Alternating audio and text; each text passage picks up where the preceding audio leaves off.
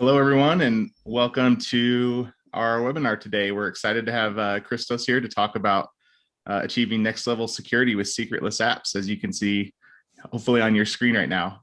Before we get started, I just wanted to take care of a little bit of housekeeping.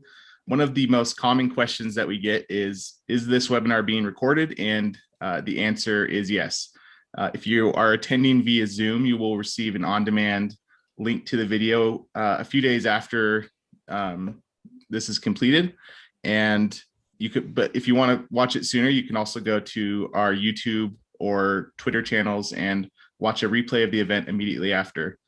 Additionally, Christos has been kind enough to take some questions during and at the end of this event. So if you have any questions about what he's talking about that you want to get in front of him, please use the Q&A box at the bottom of your Zoom window. And with that, Christos, I'll turn the time over to you. Thank you for being here today. Thank you. Thanks everyone for joining us. Happy time zone, wherever you're joining us from. And if you're watching the recorded session, thank you again. My name is Christos Matskas. I work for Microsoft as a program manager in the Identity division. And my focus is on developer advocacy and security and helping developers write better software. And today's topic could not be more close to my heart, considering that this is what I do most of the time, and this is pretty exciting. And hopefully, at the end of this session, you'll be walking out with some, exciting new features that you can use in your apps today to create more secure applications, because security matters. Now, if you like what you see today, and if you're more interested into security and identity and how that pertains to your development capabilities, then we do have a bi-weekly or twice weekly stream on Twitch under 45 Show, the 45 Show. And there we talk about identity in general, we talk about security, and we try to cover as many platforms and languages as we can. We sometimes bring guests and MVPs and people that you may know from the Pluralsight website. So if you're interested, make sure to follow us and join us on stream. We also have a fantastic Discord community where, again, you can come and ask questions, whether it's something that you hear today or something that we cover on the streams. Security.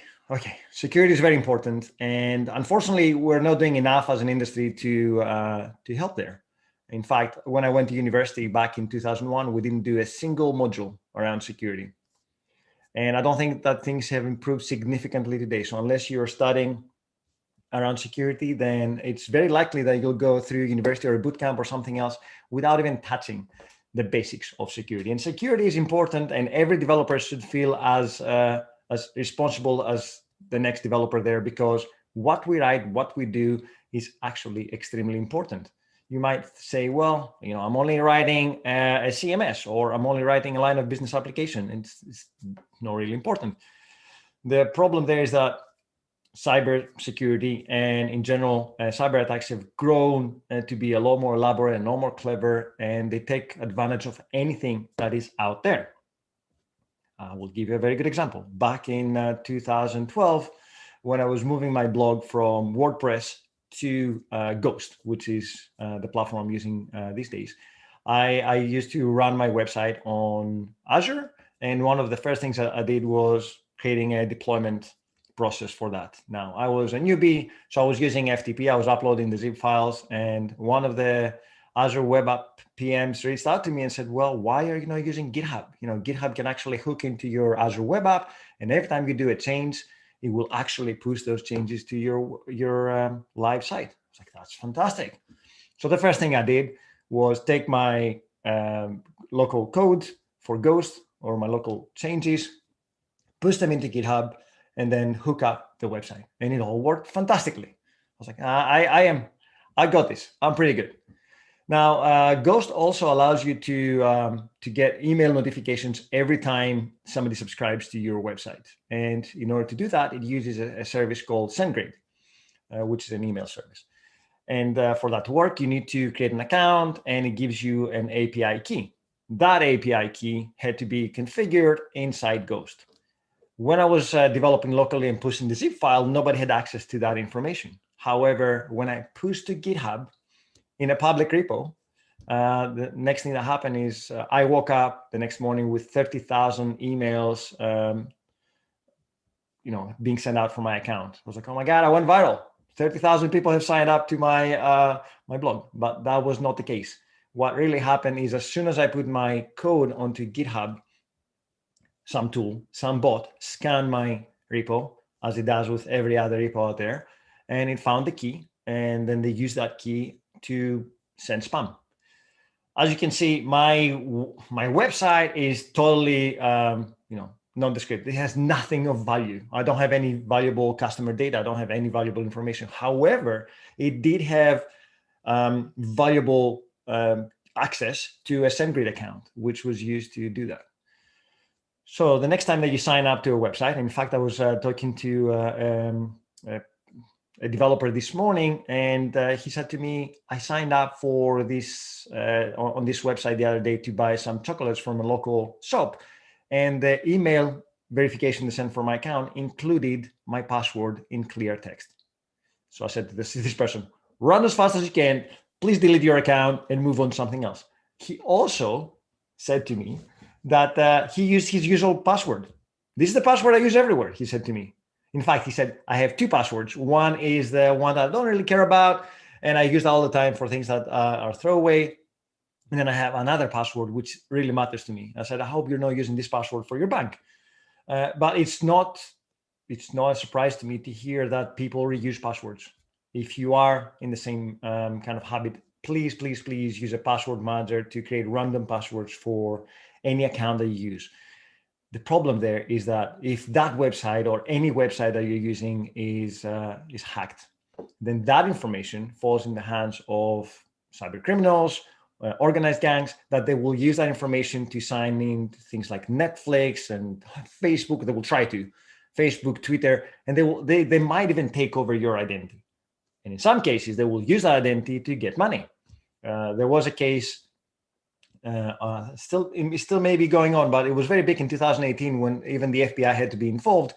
About $250 million were stolen through Facebook using that kind of approach, where somebody would sign in as yourself, and then they would pretend to be in some kind of a peril or danger or an emergency, and they will ask their friends for some cash. They will provide a bank account, and they will say, please wire me some money. I'm stuck in the middle of nowhere, or I had this accident or whatever, and I need emergency funds. $250 million were stolen like that.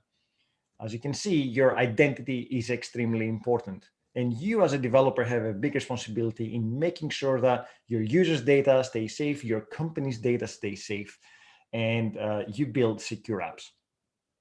That can be a challenge, of course, because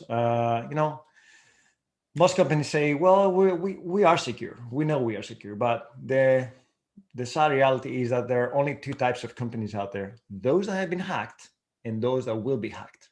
One way or another, if you're operating in a public domain, your infrastructure, your data, your web apps will be victims of scanning and possibly attacks. There are tools out there, automated tools, that are running constantly to try to find holes into your infrastructure, into your code. And it's a case of whether you're going to become a target or not. And you might say, well, our company may not become a target, but based on recent data, many companies of very different industries have fallen victims of attacks. Facebook, Expedia, and all this, or Experian, it was Experian. Yeah, there are insane amount of tools out there to facilitate that. And there's only a few things that we can do as developers to protect against that. And I will be discussing about these capabilities as we go through samples and code and examples today. But what I want to make super clear here is that no matter where you're operating, no matter what the size of your business is, your infrastructure is extremely valuable. It might not be your data. It might be your infrastructure that is used to launch DDoS attacks. It might be your toothbrush that is being hacked to run a Linux FTP server. Did you know that there are fridges out there or washing machines that run full Linux operating systems, right, in the firmware, and then some of them had open FTP servers that people took advantage of to store anything from porn to whatever files they wanted to share with other people. So, as an industry, we're not doing a good job. We don't have a really good track record in protecting customers' data. Data is lost every day. Everybody is making the news. So what can we do? Well, if you are running on Azure, or if you have ever run on Azure, then you know that there are some tools and services and capabilities that can allow you to be more secure or help you write more secure software. If you haven't seen them before, then I will be covering these today. But there are two fundamental services, or maybe one fundamental service that underpins everything, and that is the Microsoft Identity Platform. So Azure Active Directory and Azure Active Directory B2C, business to consumer, can be used to secure your users' identities. So if they sign in and they need to sign up for an account and sign into your application, then you can protect those users by using the Microsoft Identity Platform. But there's also this other aspect of the Microsoft Identity Platform that underpins quite a few things, and that is how you can eliminate secrets from your application, which is super exciting. So usually when we talk about the Microsoft Identity Platform, we tend to talk about user identities, like signing in and signing up. But if you are running on Azure, and sometimes you don't even have to run on Azure, you can use those services to run somewhere else, or even on premises if you're using Azure Arc, you actually get some inherent capabilities that allow you to remove secrets. So if I knew that, then I wouldn't have put my SendGrid credentials into my GitHub account. And hopefully you will be able to also eliminate secrets, because I've worked with a lot of companies and sometimes would go through their code setup, and I've seen numerous, hundreds of web configs and config files where there are secrets everywhere. They have to be, right? It's very uncommon that you have a web app that doesn't need to speak to a database or to another service or an API or third-party APIs to pull data. So for that to happen, you need to have a connection string or an API key, and that needs to be stored somewhere securely. And not only securely, but also somewhere that can be audited, somewhere that can be rolled very easily, and somewhere that it's not accessible to anyone by going through your file system. Because people have used environmental variables to say, well, the secrets are not really in the code; they're environmental variables, which again, they're plain text.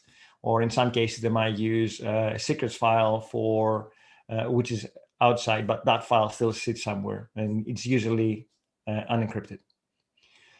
Okay, so which platforms and languages do we support with that? Before I even jump into the demos, I just want to make sure that you guys are aware that it doesn't matter whether you're running on JavaScript or .NET or Python or Ruby or Objective-C. We want you to come as you are. And we don't really care about which tools you use either, right? Whether you're using Visual Studio or Visual Studio for Mac or anything else. We don't really care. We want you to write secure software and make sure that when you access resources, it's done securely. So as you can see, this slide is very controversial because the only Microsoft thing here is just the Microsoft Identity logo at the very top. Everything else works just fine with this logo, with this service. So if you're running on AWS, you can still use Azure Active Directory and Key Vault, for example, to secure your secrets. And it's super easy, as you will see in a second. We don't really care whether you're using language like Python or JavaScript or whatever. We don't really care which developer tools you use. And finally, we don't really care what kind of platform you're running on. Kubernetes, bare metal, serverless, it just works, right? However, if you are on the Microsoft ecosystem, if you're running on top of our existing platform, then there are some added benefits that you get out of the box for free. For example, if you're using GitHub or Visual Studio or Visual Studio Code, there are some security capabilities that are built into these tools to allow you to easily communicate with Azure services. So for example, in Visual Studio, these days you have to sign in to get your license. That sign-in account is usually associated with an Azure account or an Azure subscription if you're working for an enterprise. And if that's the case, then that means that when you're running inside Visual Studio, those credentials can be used to scan, list, get services in the ID, but also used by your code to pull and access information from Azure services. And then on the other side, because everything is underpinned from Microsoft Identity, Azure AD in this case, things like Power Automate and Power Apps and Power Agents can also benefit from this tight relationship. However, this is not a prerequisite. I don't want you to feel like you have to use the Microsoft ecosystem. If you are, you get added benefits, like managed identities that work out of the box. If you're not, then you can still benefit from creating secure apps. And I think with that, I've talked too much, and it's time to jump into some demos. Some of the demos will have .NET, some of the demos will have Python, but you can use any language and any platform. Again, let's see how this would work. And I have this application error on purpose. We'll see why in a second. Now, I've went and created a brand new ASP.NET web app, and I put some basic stuff there. But the most important bit is I want it to be able to pull secrets from Key Vault.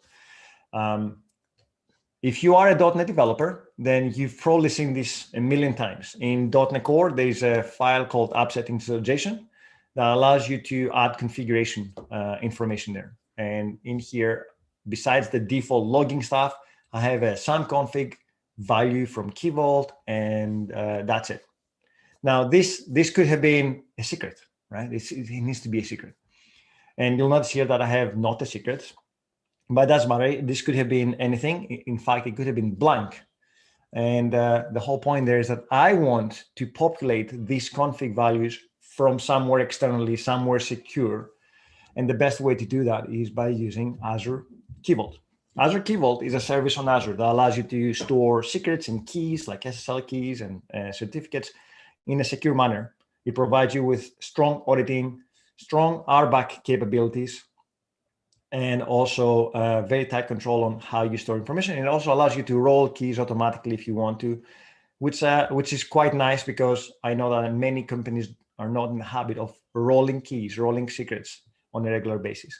Because the problem is that because of these things being hard-coded into web configs and files or environmental variables, rolling keys becomes a massive undertaking. I've seen this being one of the most challenging tasks, and people being extremely horrified that things will break because they don't know where these secrets are used. But what if you didn't have to know where the secrets are used? You just say, I want to use the secret, and I don't care if it rolls or not. In fact, I don't know what is in that value. So I have this config, right? This config setting. And what I want to happen is, as my application bootstraps, I want this value to be populated so I can use it later. And I want to do that without using any secrets. Now, Key Vault was great as a service, but there was a problem. You could push all your secrets to Key Vault, but eventually have to access Key Vault, and you had to use a key. So that defies the whole purpose, right? If I have to store a key for Key Vault, then it doesn't really make it more secure than storing all the secrets in my local setting. So what we came up with is the ability to access these services using credentials that can authenticate you or a specific account against that service without passing any credentials. How does that happen?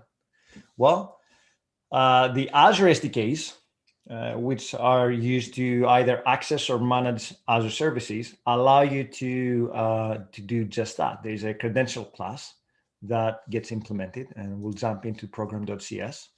This credential class is the one that gets passed into services. Most of the services today, and with very few exceptions, now follow this example, where rather you're saying, I want to access Key Vault with name X. Let's say, hi, this is my Key Vault name. Let's make it slightly bigger so everybody can see this.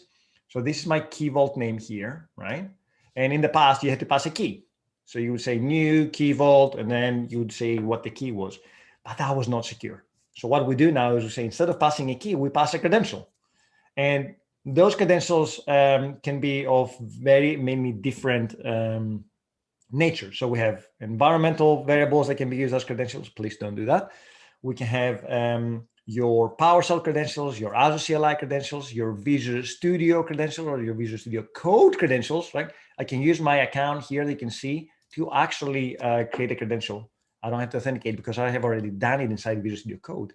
And then pass those credentials back to the class that we instantiate and access the service. So what we're doing here, in effect, is as the application bootstraps, we're saying, go and access the Key Vault. In fact, add a Key Vault as part of a config bootstrapping, and then use these credentials, the Azure CLI credential or the managed identity credential, to to go and authenticate against Key Vault and pull that information across. There is one important gotcha here. The fact that these credentials or whatever credentials you use, they need to have access to Key Vault. So if we were to jump into my Key Vault here, let's see, Identity Key Vault, under access policies, right? Here in access policies, you need to define the account. Now you'll notice down here, my Microsoft account is already defined as a user and has full permission to the whole Key Vault, which is not ideal, right?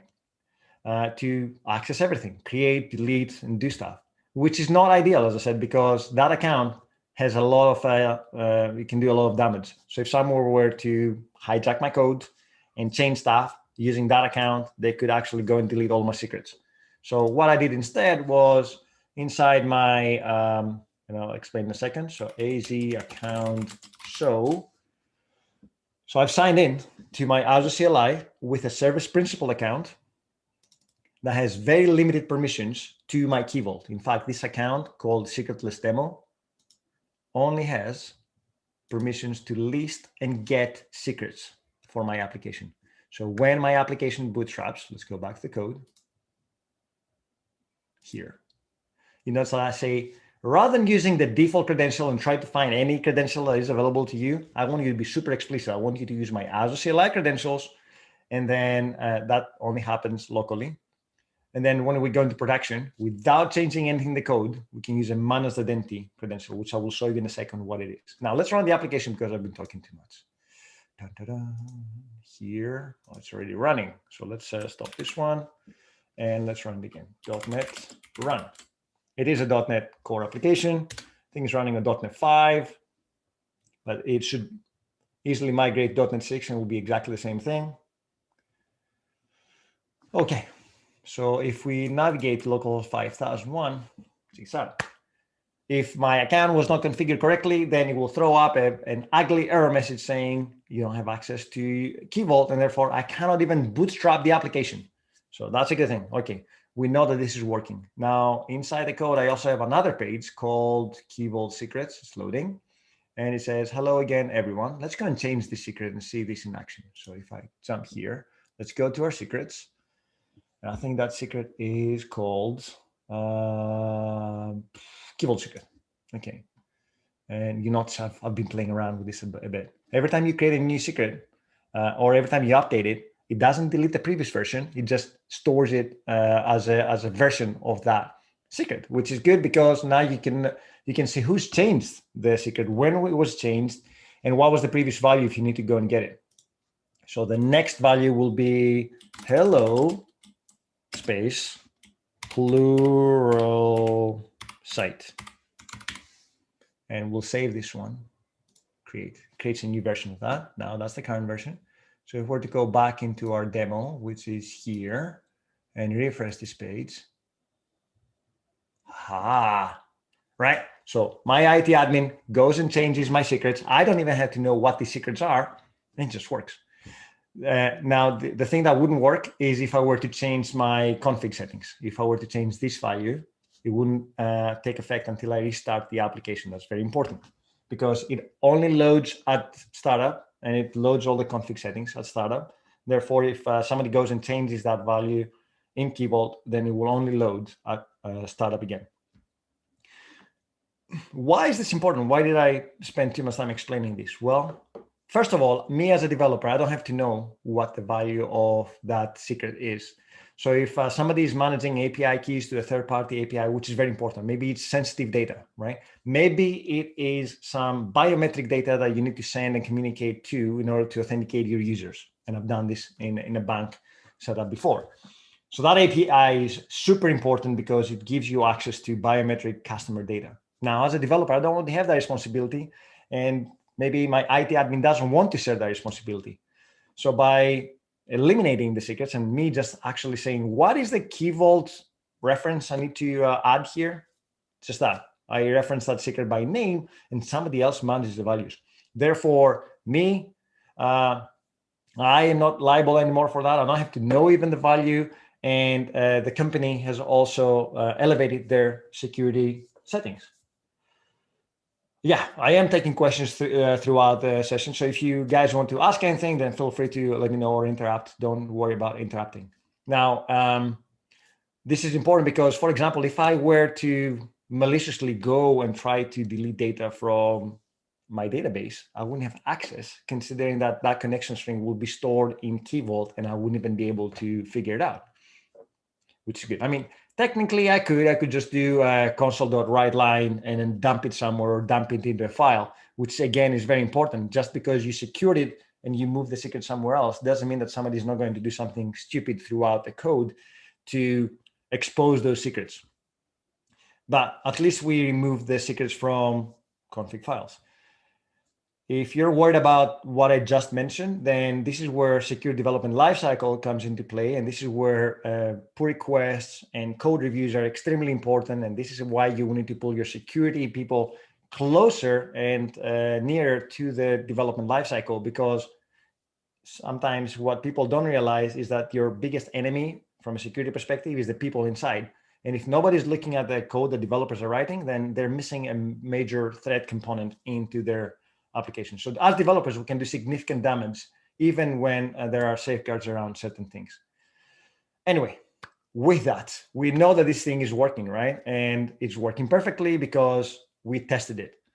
If I were to push this thing into production, let's say an Azure web app, then I would need to have something that also provides me with credentials over there. I don't want to be signing in. I don't want to be passing anything. I don't want to change the code. That's very important. What I'm showing you here is that zero code changes from development to QA to production. The only thing that may change is the key vault that you're using in order to safeguard, even create another security layer between local development, QA, and production. Maybe your production has totally different settings. And if that's the case, then if we were to go back into the code, what I wouldn't do, best practice, is I wouldn't hard code this key vault name in here. I would make it a config setting or something that can be picked up from somewhere else. And then if this changes based on environment, then all you need to worry about is changing that as part of your CI/CD. Cool. Right. Hopefully you're still with me. So far we've seen how Azure SDKs with Key Vault and Azure AD can help us secure the local development process. What happens when we go into production? This is my next demo. So I've already deployed this into production, and it is sitting under here. So this is my demo website. It has the exact identical code, and I published it to Azure Web Apps. If I were to browse here, you'll notice it's exactly the same. And if we go into the secrets, you'll see it says Pluralsight. If I were to change the secret again, it will change the value here. It will change it on my local machine, reflected everywhere. How does Azure Web Apps know how to speak to Key Vault? Well, I'm not signed in. I don't have a CLI there. So what is the case? How does that work? Let's go and see. Most of the Azure services these days support managed identities. And managed identities is a user account that is managed by Azure Active Directory. It is totally hidden from you, as in you don't have to manage it, right? And it allows the service to run under that context. So this web app right now, since I've already assigned it an identity, this is the identity over here, has the ability to, as long as I configure that, to go and speak to other services using that identity. So my web app is running under the context of this object ID, which is an actual Azure Active Directory account, but you don't really see that and you don't really care about that. If you go from off to on, it will create it for you and assigns it to the application, which is great. But if I delete this application and I need to redeploy it, then it will assign a brand new identity, which is not nice, because I will have to go back into Key Vault and configure it again, which is painful. So system assigned ones, the ones we're seeing right here, are actually assigned to the resource. So if I delete the resource, that managed identity goes with it. However, if we want to be more flexible, or if we want to have more tight control on those identities, we can actually use user assigned identities. I can create a managed identity as a resource on Azure, and then assign that identity here. In fact, I can have multiple identities. I can have a user assigned identity for SQL, and then I can have a separate one for say, Key Vault, and I can have a separate one for storage. Now you might say, well, if I'm storing all my secrets into Key Vault, then why do I need a managed identity for SQL? Because you don't have to do a round trip. If you use a managed identity, then you can say, I want this managed identity from this web app to actually call SQL without even passing a connection string. It will only point to the SQL server and instance. So rather than me going to Key Vault and then coming back again and then using that to call into SQL, I can actually bypass this and go directly into SQL. This works perfectly if all your services are running on Azure. However, I did say that I don't really care whether you're running on Azure or not. I mean, I care. I would like you to run on Azure, but if you're not running on Azure and you have, something that runs on a different service and you need to call something else, then you can use Key Vault, grab the secrets, and then populate your application so it can go and call stuff. But this is the added benefit, I said. If you're running on the Microsoft ecosystem, a lot of things are coming free to you, especially around security. So different user assigned identities allow you to even segregate more access policies to different services and be even more secure. So with this identity over here, which is a system assigned one, therefore, if I were to delete this application, will go away. This one is actually also configured inside my Key Vault, because if that was not the case, and I will show you what happens when that's not the case, access policies. I think once it resolves all the names, you'll notice that this is the web app name. And I have, again, only list and get permissions to access my application. This works perfectly. Therefore, as you can see, it becomes very easy for me to take code that works locally and push it into production and not have to change anything other than the identities that it operates under. And once you did once, you don't have to do it again. So I can redeploy the code now multiple times to the same resource without having to change anything because it's been configured by me. You can also script all that, so you don't have to do it manually. It can be part of your CI/CD, and therefore make it even easier for you to automate that process and having to do it manually, especially if you're recreating resources on the fly all the time. I hope everyone is with me. Quick question, does this also safeguard against expiring Key Vault secrets, or the dev still needs to go in and update the secrets once expired?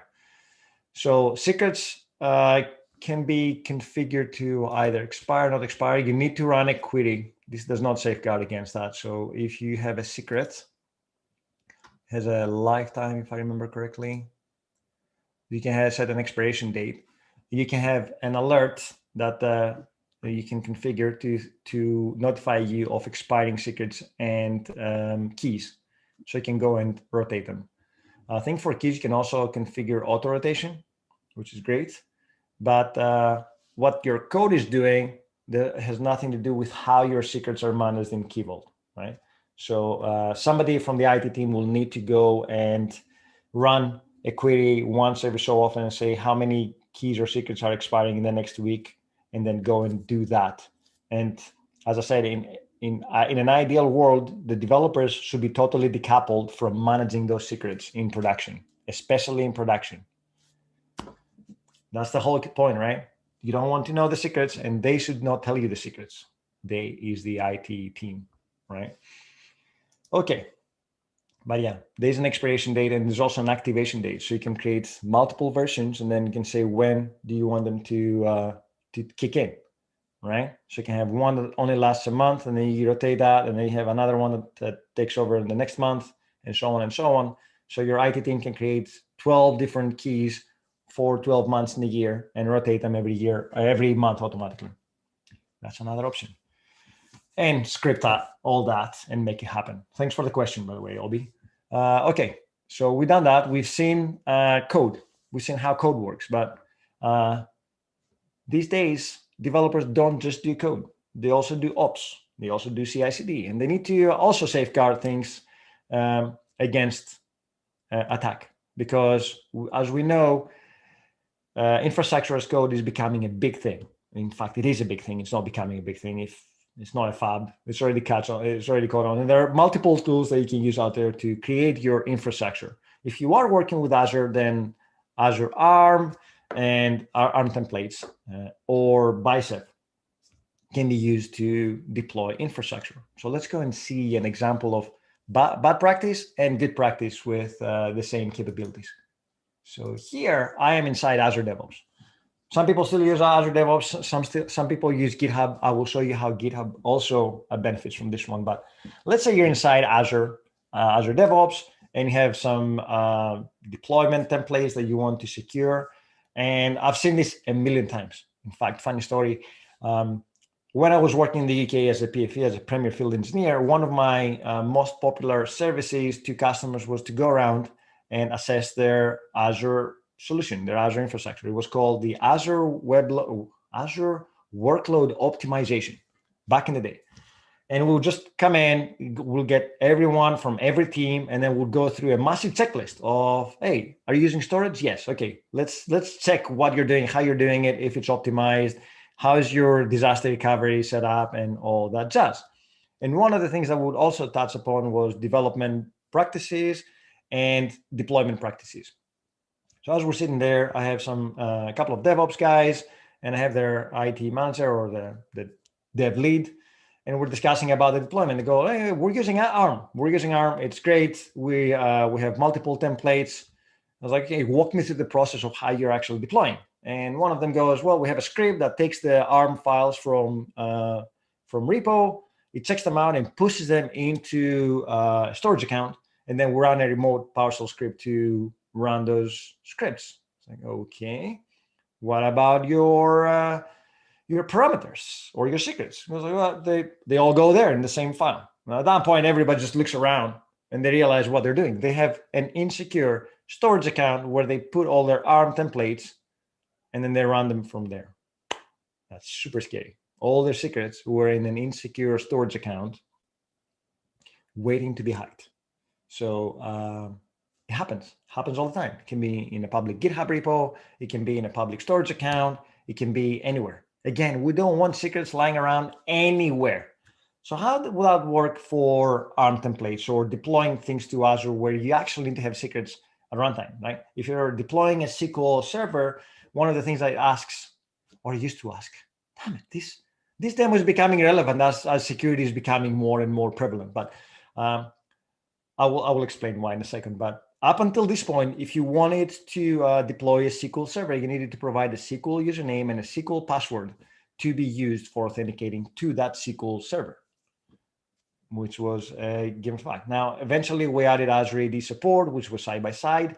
And only 2 weeks ago, we announced the deprecation of SQL credentials. You can still have them. But ideally, you don't want to authenticate with SQL because managing SQL accounts is challenging. They're totally isolated, whereas managing Azure Active Directory accounts is a lot more centralized and a lot more easy and consistent. Because if somebody leaves your organization and they're removed from Azure Active Directory, they automatically lose access to anything that is underpinned by Azure Active Directory. However, if that person had their own SQL credentials to access the SQL server, then even though they left the company and they have been removed from Azure Active Directory, they can still access your SQL server, assuming that they have access to IP, like things have not been locked by IP address or what have you, which is not the case. But what I'm saying here is that it's not uncommon to have been in companies where people have left before, even 2 years ago, and they still had access to production systems because nobody rolled their keys or nobody was able to find where their credentials were stored. So identity management is also tricky. And SQL is one of these things. So now you have Azure Active Directory for SQL. My demo is not as relevant, but it's still relevant, right? Okay, let's go through this.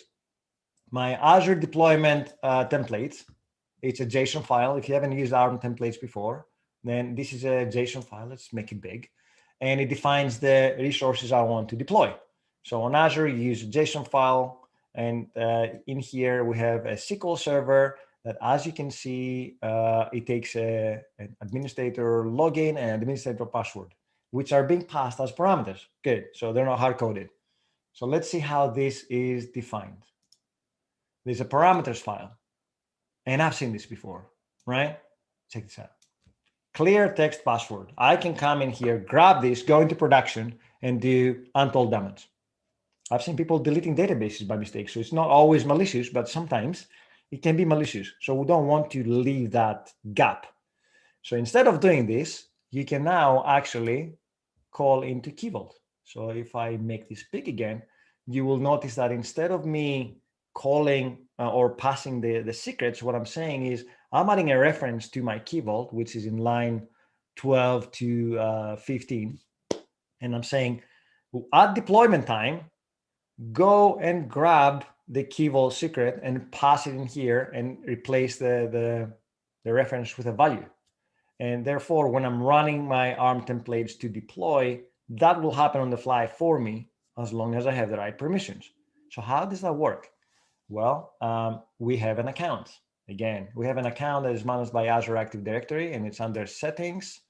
And if you come under here in service connections, sometimes annoying because Azure DevOps will do way too much for you and you don't know how things are happening. But in case you haven't realized how my ARM templates are deploying to Azure and everything is successful, is because Azure DevOps will do it for you. That's the nice thing and the bad thing sometimes, because you don't know how things work under the scenes. So let me explain. You can create a new service connection here that you actually define. So you can pull a service account from Azure Active Directory explicitly yourself, or you can let Azure DevOps decide and make those decisions for you. So here I have this account, and this account is connected to Key Vault. And if we go into our access policies, somewhere in here, there is this Christos Matskas user group GD demo. That's the one that was created by my Azure DevOps. It has a funny name, but it's this one here. In fact, if I were to go and I think it's here, we'll open my Azure Active Directory and it will ask me to manage it. Haven't pressed that button in a while, but this means that when I want to deploy my my ARM template, I will be using that connection string to do that, just to make sure that the name is consistent and the same. Yes, there you go. So that's the long name that Azure DevOps has created for me, random name. That service principal now has access to my Key Vault, as we saw earlier on here, and has only select, list, and get permissions. Again, very explicit, very locked down permissions. And that allows me to create secretless ARM templates and run them through Azure DevOps. If we were to go back into my pipelines and here and look into edit, so here you'll notice it says, what kind of connection do you want to use? And I'm saying I'm using this specific connection. If this doesn't match my policy in Key Vault, then nothing is going to work. So simple as that, right? You eliminate the secrets by leveraging another service. And the nice thing is that you as a developer or as an ops person don't have to know how the secrets are managed, as long as the connection works as expected. What would be the best practice to deploy infrastructure code to Azure SQL and Azure Search using Managed Identity? It is my understanding, in order to set up Managed Identity between SQL and Azure Search, you have to use the SQL admin account to run a SQL script to add the Azure Search app as a user. Can this step be automated in a secure manner? That is a great question. So I don't know if that's changed with Azure Active Directory, which I doubt, because now SQL allows you to use Azure AD for authentication. But assuming that this has not changed and still the way it is, I have a blog post, and Julie Lerman also has a blog post about how to use Key Vault with SQL. And one of the steps, as you say, is the identity of Azure Search needs to be added into SQL as an external identity. So because you don't have to add any secrets or anything else, that can be part of your CI/CD, right? And if you want to be more explicit, you can use a user-assigned managed identity, which you can create upfront, grab that ID, and then use SQL command as part of your deployment process to populate or configure that in your Azure SQL. So it is doable. You can CI/CD that. It's a little bit convoluted, and I would be keen to see whether that can be improved or streamlined by using Azure AD instead of SQL credentials. Remember, up until this point, you could not avoid it. But I don't know if Azure Search can use Azure AD to authenticate. like explicitly saying I am authenticating with Azure Active Directory instead of a SQL credential to sign in. But I will have to get back to you on that, and we might even do a stream on this topic because that sounds super interesting. So I hope this answers the question. You can do it now. It's a little bit convoluted. It can be automated, but Azure AD may have made things even more streamlined going forward, and I haven't tested that one yet. I hope this makes sense. Okay. So we answered this. We answered most of the questions, and I was demoing the ARM deployment, which just works. I mean, we could run it, but no, there's no benefit there yet for that. Oh my God, I doxed myself there. Wrong key. It's fine. I will delete it anyway. In fact, it leads me to the next demo, which is all about. So we saw the Azure deployment here. I mean, if you want me to run it, I can run it. It just takes a little bit of time because SQL is a little bit slow. But what the heck? Let's run it. We'll come back to that later. Let's wait for a second. Thinks about it. Run. So we'll let this run, simmer for a bit. Remind me to come back to this one. And it's now running. Let's go into GitHub, because I did say that it doesn't really matter which CI/CD tool you're using or which tools you use. You can use Key Vault anywhere. In fact, I have both a Pulumi and a Terraform demo to show you if you want to. But this is the repository, the repository that with the code that we're showing you before in my web app, and this one has 2 actions. It has a main action that uses the service principal account and Azure Active Directory service account to deploy to Azure. And in here, you know, so the name of the demo app matches the one that we were seeing before, which I think is this one. And we will restart this in a second. So here, this one doesn't do anything magic. It just goes and says, deploy my ARM template, the one that the Azure DevOps is doing just now, and then deploy the website on top of that. So here, again, we're using the Key Vault parameters file, which is the one I was showing you before. So no secrets there.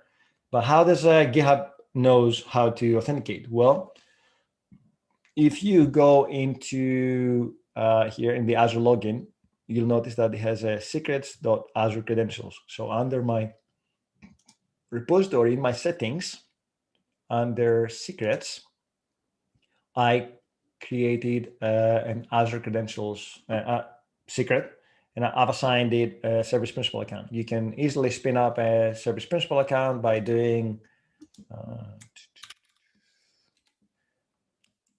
clear.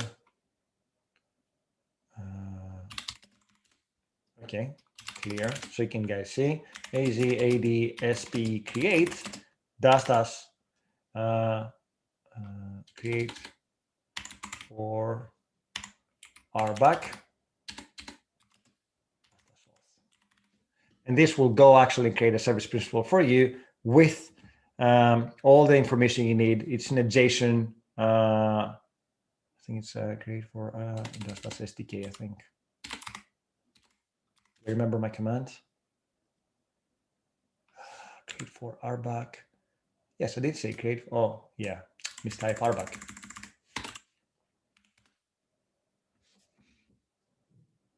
Insufficient. Yes. You know why I have insufficient privileges? Because I'm running under the context of a service principal. So if I do AZ account, so remember how our application is running under that context. That's the reason why I don't have permissions to create. But that's the command. If you run this command, it will create a nice account. It will dump the JSON file, which you need to copy straight away and put into your GitHub action. So these credentials now have the permission to go and speak to Key Vault, grab my secrets, and come back and deploy my code, which is awesome. Now, let's see how this works. If we go into our Key Vault, then under my access policies, there will be this thing called GitHub Action Runner or something. Can't remember what I named it. Yes, GitHub Action Runner. Wow, I remember the name. Okay, so GitHub Action Runner, again, it only has the same permissions, list and get, nothing more. And you can get the secrets and dump them into my ARM template and do it on the fly, and it works beautifully. Let's see, did my Azure deployment finish? Job's done. So my code has been deployed. It's finalizing the job. 37 seconds. Perfect. Now, so this is good, but I still need to manage credentials here. Remember, I don't want to have credentials anywhere. Is that even possible? Well, yes, it is, my friends. Yes, it is. So somewhere around here, did I lose my... I may have lost my connection to my VM.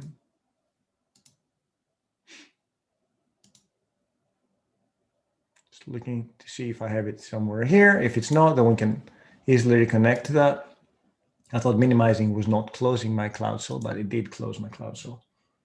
Any links for the templates to implement this? Absolutely. I will dump the links into my my account. So how can we eliminate secrets? Well, what if I were able to run my GitHub action without requiring any secrets and just use a managed identity?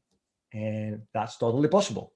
You can actually deploy a VM. So GitHub actions can run on a custom agent. You can own the agent. You own your own resources. And therefore, by doing a custom action runner, actions runners, in runners, I have this, which is it's offline, obviously, because no running. I need to go and spin it up again. So let's do, oh, we got 5 minutes. Can we do it in 5 minutes? SSH. Oh, I need to remember, I don't remember my VM's IP. So I have a GitHub Action VM. The IP address is that. So there you go. Still in memory. Well, let me go in. Just thinking about it.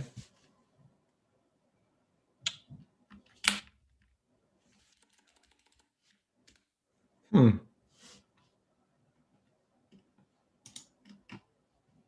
that's a bummer. Did it connect? I think it's going to time out. Started. I think sometimes it goes and applies security policies on top of mine because like, oh, you opened everything, which I had to open for this demo. But you can lock it down with NSGs, right? So the whole point is that this VM, which now is pissing me off.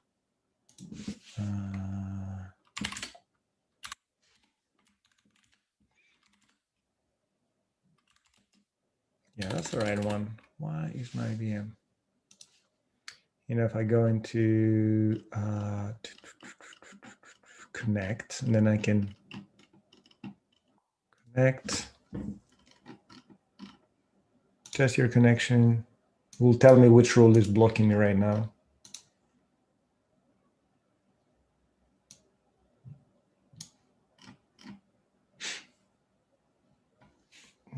Yep, I do have the links. I will post them in a second. In fact, I have my GitHub action.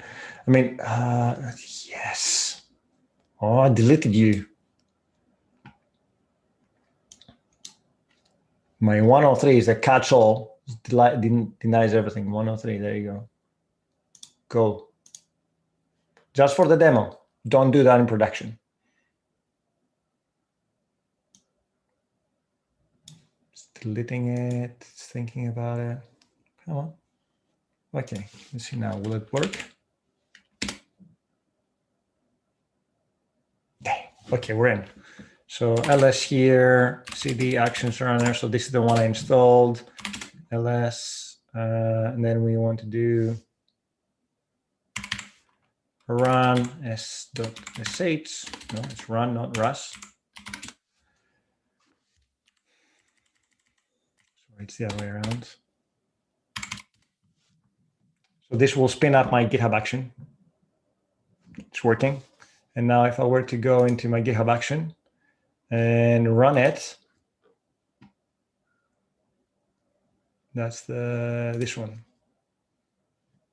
Rerun the job.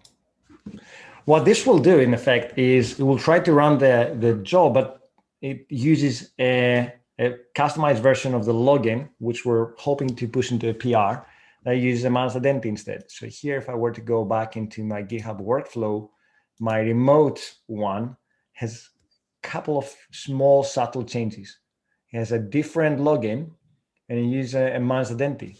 So the managed identity of that VM has also been configured to be able to access my key vault, but it means that I don't have to store any secrets anywhere. I don't have to manage them anywhere. It's the VM that acts as the agent to deploy things for me. And if I were to go into my key vault again, then in here, you notice there's a GitHub Action VM, which I added as an account because that is an account and also has the same permissions.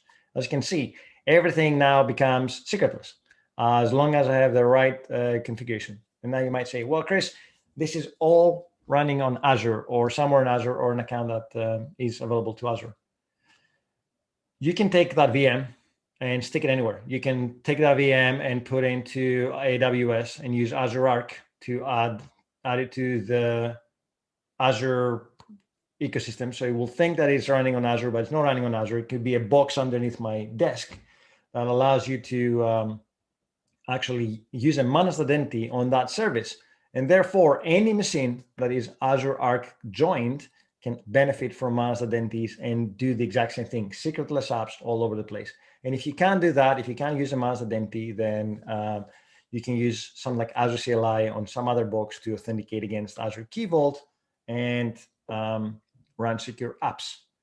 So as you can see, the capabilities are almost endless here because this thing can run on anything. In fact, I have one more demo. I promise it's going to be quick. So I'm going to switch to here. Where's my API? Let's do CD API. And then we'll do .NET Run. So I have an API that pulls weather data from a remote service. And then I have a Python app that actually calls that service or calls my API. So this is my API running, and this is my PyConsole.py. What does it say? Oh yeah, you know what? I'm in the wrong. Let's see. .venv for Python scripts, and then activate. Need to run inside the venv environment, and then this console Py app calls the data from my API very, very quickly. I know we're almost out of time, so bear with me while I show you this. My API here has the exact same configuration. You know, it uses the Azure Key Vault config setting to pull my weather API key because that's a third-party service. I didn't want to check that into my source control while I show you this, so you can go and pull it yourselves. So this is securely here, and then my MSAL, I'm using a confidential client here. So not this one, my console API. That's a lot of Python code, so bear with me while I explain what we're doing here. We're using Azure Identity from the Azure SDKs to grab the Azure credentials, right? And Azure CLI credential, again, that's the same account. And then when I run it, I say, get me the credential, then instantiate my Key Vault client, and then get me my secret, my Azure AD secret. Because I'm running a confidential client, the assumption is that you don't have access to my confidential client, and therefore you can't steal my secrets. In production, we don't use secrets, we use certificates. But for the purpose of this demo, let's say I was using a secret and I couldn't use a certificate and I need to be super secure. How would I do it? Well, I'm using a Key Vault to pass my Azure Active Directory secret so my console app can authenticate, go and grab a token, and then call my API, which is my local API here that grabs the weather for London, of all cities. So there you have it. You can use it on any language, and any platform will still work fine. I have samples with Node. I have samples with other languages as well. So hopefully at the end of the session, and we're at the end of the session, you know how to not store secrets in any of your files, whether you're doing dev or ops. And I know I said I'm going to show you something with Terraform and Pulumi, but I think my Terraform is here. So here in my deployment, I have a Terraform file. And one of the things I'm doing here is I'm using a Key Vault, that same Key Vault, to go and populate my secrets for my SQL so I can deploy with Terraform to Azure super securely. So there you have it.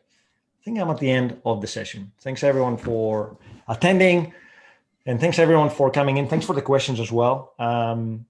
Please make sure to connect with us, 45 Show on Twitch, or find me on Twitter, find me on TikTok, find me on Instagram. I'm fairly active in social media. And if you have any questions about what we discussed, then I'll be more than happy to answer them. Thank you so much, Christos, for taking the time today. I'm sure we'll have to do more of these later this year. I think this was very popular and super helpful. Is there any final takeaways that you have for people getting into secretless apps? Well, Azure Active Directory rocks. Bring your own tools, bring your own languages, and please have a look at the Azure SDKs and Managed Identities on how they can help you. If you do have questions or if you get stuck, please reach out to us. We want to make sure that you guys build secure apps as much as possible. So we're here for you. That's my final take. Awesome. Thank you. And as a reminder to everyone, this will be recorded. You'll be sent the on-demand link in the email you registered for, or you can go to our Pluralsight YouTube channel and watch it immediately. And we'll also make sure to get you some of the links to these templates that Christos has been using.